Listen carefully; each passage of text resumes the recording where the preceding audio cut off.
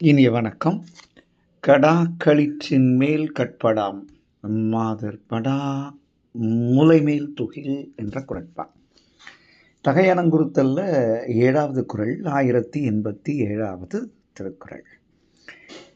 தலைவன் தலைவியினுடைய அந்த கண் அழகினை ரசித்து தன்னை மெய்மறந்து நிற்கையில் அந்த தாக்குண்டலிலே நிலைகுலைந்த அவனுக்கு இன்னொரு தாக்கு பெருந்தாக்கு. அவ அப்படியே மயில் போல நடந்து வருகிறாள். தலைவி கண்களை பார்த்திருந்தவன் சற்று கீழே பார்க்கிறான்.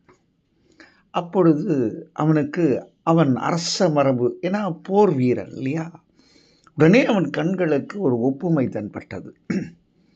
கம்பீரமுடன் ஒரு யானை முகப்படாம் அணிந்து நடந்து வருகிறது, பீடு நடை பயின்று. அப்போ அதோடைய முகத்தை அந்த அழகை கூட்டுவதற்காக அணிவிக்கப்பட்டது தான் அந்த முகப்படாம். அதுதான் கட்படாம் என்று வள்ளுவர் சுட்டுகிறார்.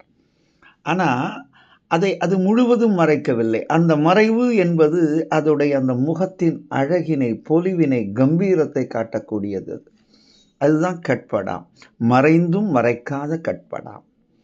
அதை அணிந்து கொண்டு அந்த யானை கம்பீரமாக தன்னுடைய அந்த வீரத்தை காட்டி நடைபோட்டு வருகிறது. ஆனால் அது எழிலார் காட்சி.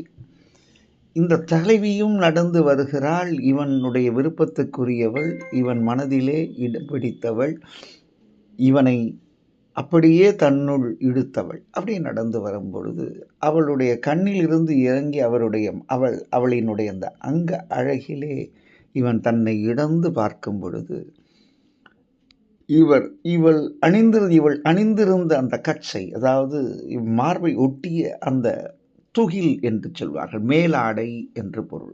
அப்படிதான் முடிக்கிறார், முலைமேல் துகில் என்று எழுதுகிறார். அப்போ அந்த துகில் அவனுக்கு என்ன ஞாபகம், அந்த சிந்தை ஒப்பீடு செய்கிறது. அந்த யானையின் முகத்திலே அணியப்பட்ட அந்த கட்படா, அந்த முகப்படா, அதனை அது ஒப்பீடு செய்கிறது.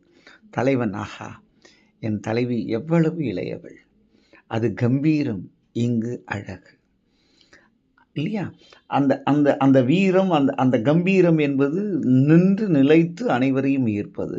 இதில் இருக்கக்கூடிய அந்த எழில், அந்த இளமையினுடைய வீச்சு, இளமையினுடைய உச்சம், இந்த ரெண்டும் என்னுள் ஒரு பெருந்தாக்கத்தை ஏற்படுத்தி என்னை சிந்திக்க விடாமல் செய்கிறதே, என் மனதை அலைவாய வைக்கிறதே இல்லையா. கடா களிற்றின் மேல் கட்படாம் மாதர் என்றால் பெண், படா முலைமேல் துகில் என்ற இந்த அருமையான குரட்பா தலைவனுடைய அந்த கவித்துவ உணர்வை, எழிலை ரசிக்கும் அந்த கலை உணர்வை, தான் கண்டதை பிறரும் ரசிக்க வேண்டும் என்ற அந்த காதல் உணர்வை, அதை வெளிப்படுத்தும் அந்த அந்த நாகரீக உணர்வை நம்மை எல்லாம் சிந்திக்க தூண்டுகிறது. வள்ளுவர் ஒரு மிகப்பெரிய கலைஞன், மிகப்பெரிய கவிஞன் இல்லையா. அதனால தான் அந்த எப்படி சொல்லணும், இன்றைக்கி நம்ம ரசித்ததை கூட சொல்ல தெரியல. நல்லா இருக்கு, நல்லா இருக்கு இப்படின்னு சொல்ல கற்றுக்கிற உலக நல்லா இருக்குன்றதையும் எப்படி நல்லா சொல்லணும் இல்லையா, மனம் பட சொல்லணும். ஏதோ பேருக்கு இல்லைங்க பேச்சு.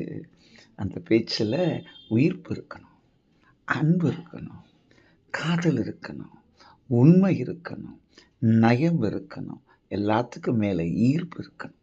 அப்போ தான் அந்த பேச்சு கேட்பவரை தம் வசம் இழுக்கும், கேட்டார் பிணிக்கும் என்று சொல்லுவார் 643 1087 தலைவனின் கலை உணர்வை, கவித்துவத்தை வள்ளுவர் தலைவன் வழி நமக்கு காட்டும் ஒன்றாக அமைந்திருக்கிறது. மீண்டும் மீண்டும் படிப்போம், சுவையிலே தலைப்போம். அதுதான் காமத்துப்பால். நன்றி, வணக்கம்.